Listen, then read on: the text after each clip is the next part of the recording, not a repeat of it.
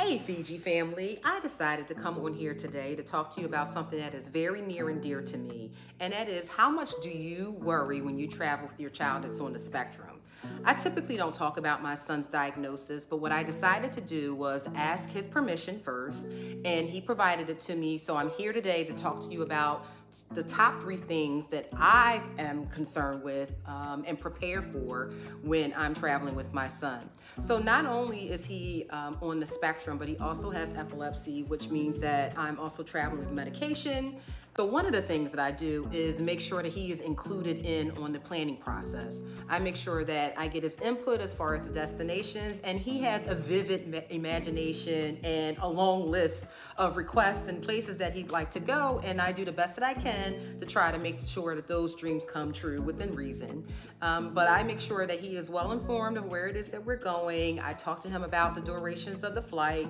I talk to him about, how far away the airport is from the destination or resort that we're heading to. And so these are the kinds of things that I keep him involved in that helps with making sure that he's well aware of what we're getting into. Another thing that I decided to do was invest in TSA pre-check.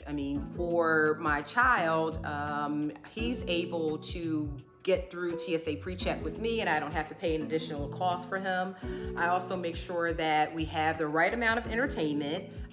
So he likes his devices, and while I definitely put a limit on the amount of time that he spends on his devices overall, you definitely have to lift some of those expectations and be reasonable when you are traveling with your child, especially one that's on the spectrum. I also make sure that he has some type of noise cancellation, headphones, something that he wears in order to be maybe in focus into what it is that he has in front of him versus worrying about all the elements and everything that's going on around him. He has like his favorite snacks and other items that are familiar to him and comforting to him.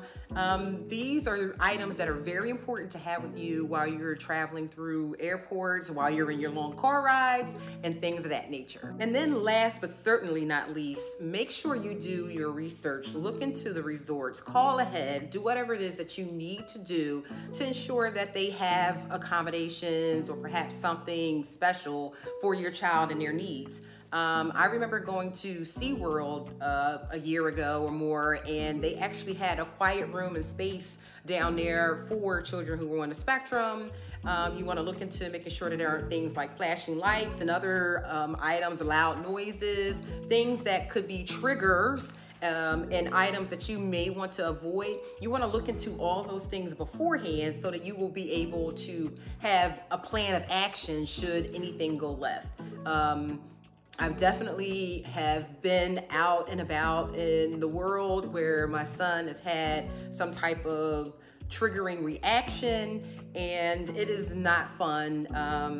As a matter of fact, it makes your heart hurt for whatever it is that the child is going through, whatever my son is going through, because I want to help him and I want to fix it, but I can't always determine what it was that set him off. So anything that you can do for your child should you need the additional assistance. I do plan to do a video that talks about what I feel as though is worth it to me when it comes to splurging on travel, and a lot of that has to deal with making sure that we're all comfortable when we travel.